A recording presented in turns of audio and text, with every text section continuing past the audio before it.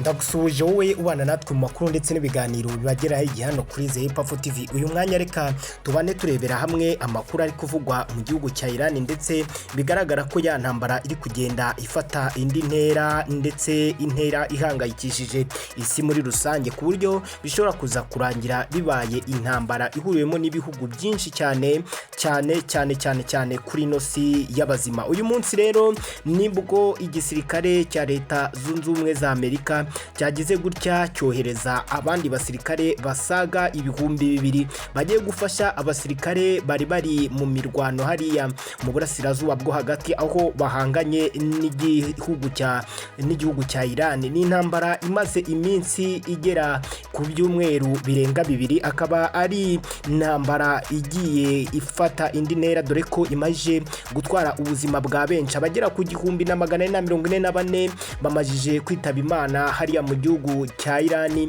mu gihe abasaga 3,200,000 bo bakuwe mu byabo.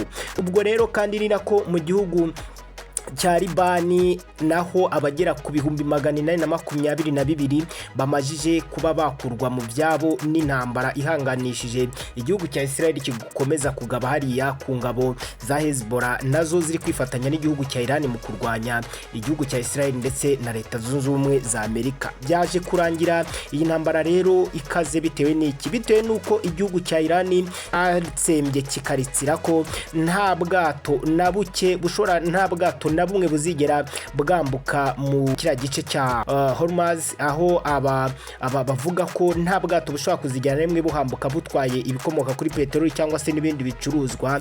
Igihugu cya Iran kikaba cyaravuze ko uzagerageza kuhambuka azahura n'akaga gakomeye, dore ko abagerageje kuhambuka ubwato bari barimo igihugu cya Iran cyahise kibutwika bugakongoka. Uyu munsi rero igihugu cya Amerika cyaje gutangaza ko ngo cyaje guhamagara ibindi bihugu byose ngo ngo biri kugira ibihombo bitewe nuko nta bwato buri guca muri iki gice cya Hormuz. Bakavuga ko ibingibi biri kubagiraho ingaruka. Ngo igihugu cya Leta Zunze Ubumwe za Amerika cyabahamagariye kohereza buri wese ngo amato y'intambara aze kuba yarinda aka gace ahangane n'igisirikare cya Iran. Byumvikane ko iyi ntambara irahita ijyamo ibihugu byinshi cyane, ibyo ku mugabane w'Uburayi, ibyo ku mugabane wa Aziya, ndetse na bimwe byo ku mugabane wa Amerika bishobora kuza kwivanga muri iyi ntambara bitewe nuko baraza kuba bahagararira aka gace kugira ngo amato ngo ajye abasha gucamo. Ni mu gihe kandi igihugu cya Iran cyaritsize ko kitazigera cyemera na rimwe ko ari ubwato bushaka kuzigera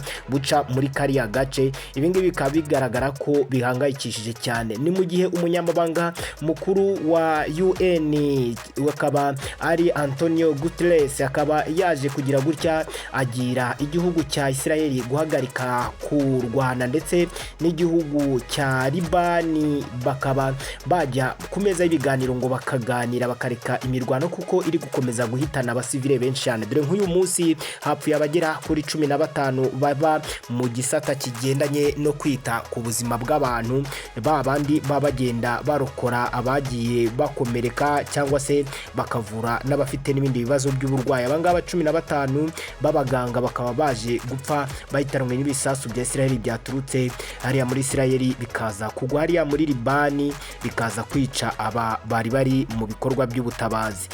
Ni mu gihe kandi Iran uyu munsi yagize gutya igahita itangariza abantu baherereye ku byambu byo mu bita Abu Dhabi za Dubai, bakaza kubahamagarira ko ngo bagomba kuva muri ibi byambu ngo kuko igihugu cya Iran uyu munsi ngo kiraza kuhagaba ibitero bikomeye. Kandi nako byaje kugenda, dore ko Iran yaje kugira gutya ikarasa ambasade, ikaza kugaba ibitero hariya Abu Dhabi, ikaza kugaba ibitero muri Bahrain ndetse no muri Kuwait, ahose ikaba yarashe ku birindiro by'igisirikare cya Leta Zunze Ubumwe za Amerika.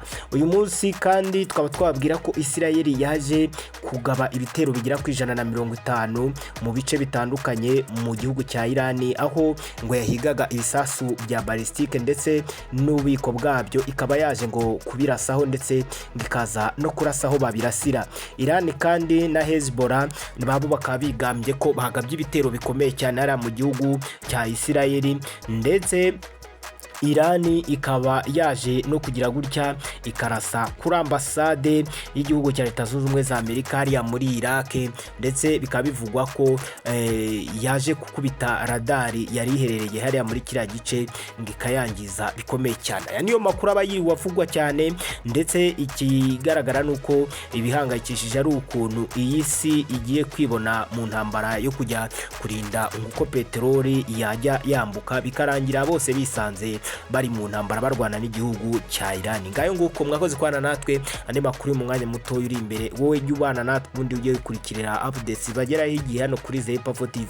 Kora comment, share na like, ubundi tujye twibanira, unakore na subscribe ubundi utazajya ucikanwa n'amakuru abageraho igihe hano kuri Zepafo TV.